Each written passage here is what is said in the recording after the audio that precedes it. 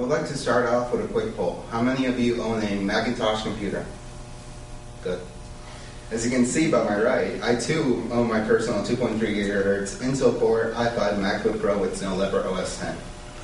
According to flowingdata.com, a statistics research site, only about 10.8% of the world's share market of operating systems during the year 2010 were Macs. I am in favor of having today's college students using Macs for their educational needs as opposed to their rival competitors due to their intuitive applications, cross-device integration, and less troubleshooting hassle. As a college student myself, I am sure most of you use a computer to help you in your studies, such as in this class. That is why getting the most out of one is a vital step in education, and Macs can provide you the edge you need to succeed. Today I will share with you my speech class how Mac applications, integrations, and reduced troubleshooting can benefit your education. With out-of-the-box ready applications and thousands more in the Mac App Store, it has never been easier to start up a professional-looking project for class.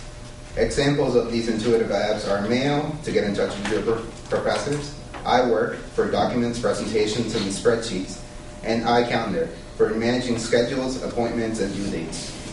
Dustin Backrack, an open source software developer for Windows and Mac, recommends all of these apps I mentioned, and even made his own list in his personal blog, including more of them that the average college student should download. And for those of you who don't already know, the widely popular Microsoft Office is also available for Macs, in case you're already familiar with them and you don't want to change. Now that I told you about the apps, allow me to explain more about the cross-device integration. Another great feature provided in the Mac computer is their ability to safeguard files and integrate almost anything across different devices for safekeeping so you never lose what you're working on. The best example of safeguarding all you're working on is called Time Machine. It is a built-in app that automatically records all your progress and saves all of your files up to date, so you'll never lose anything. The best example of a cross-device integration is called iCloud. This new technology allows you to simply upload a file and it automatically gets pushed all over to your devices. According to appappeal.com, an app review website, iCloud rated 5 stars out of 5 and stated that it synchronizes your documents, music, images, contacts, agendas, calendar, mail, all your apps, what have you. Say you're out with your friends and you remember having a homework assignment due the next day involving text and pictures that you just found on your iPhone. Thanks to iCloud, the assignment is as good as finished by the time you get home to edit and print it on your Mac computer. Now that I've informed you on cross-device integration, let me clarify my personal reason for choosing Mac for college: troubleshooting. Let's face it, we've all had a bad experience with computers. Yes, we have. Whether it be viruses, malware, slowdown, freezing, or it simply just doesn't work the way we want it to. Thanks to the new built-in iOS, errors like these are extremely rare and can be fixed in a matter of seconds. Applications such as Activity Monitor and Disk Utility make it easy for you to easily manage what goes in and out of your Mac and allows you to quit any rare, not responding applications that may interrupt your current assignments. An urban myth surrounding Macs is that they don't get viruses. It's not that they don't get viruses, it's just that almost, if not all, viruses ever made are targeted towards a PC. As such, the virus cannot infect the Mac, as it cannot understand the different operating systems.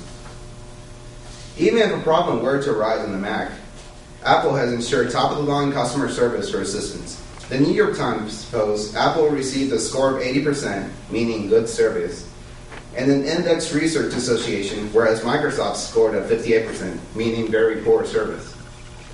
Some common counter-arguments as to why you shouldn't get a Mac are, why should I get a Mac if I can't run any Windows applications on it? That is not true. If you own a Windows OS CD, there is a program called Boot Camp that arranges for such an occasion. It allows you to split your hard drive in 2 sections and installs Windows on the second section. You can run the Windows in the Windows section. You can install any Windows application just as you would on any ordinary Windows computer and then install the applications at will. Another counter argument is Macs are too expensive. I won't lie to you. Macs tend to get very pricey, starting at $999 with their most basic MacBook Air. For good reason, of course. But let me ask you this. Wouldn't you be spending the same amount of money if you include all the repairs, installations, antivirus software, custom hardware needed to match the Mac, among other things, just for a Windows to match the quality of the Macintosh? Also, Apple provides special teacher and student discounts for their products. So you can save more in your purchase. More information can be found on the Apple's website. I can't play any of my games on it. This one I can't really defend. It's true that game developers choose PC over Mac simply because they're not trained in the language and structured libraries of the Macintosh. But if you were going to use a Mac for college, wouldn't the lack of distracting games be considered an advantage? Transition. Allow me to end by recapping my main 3 points.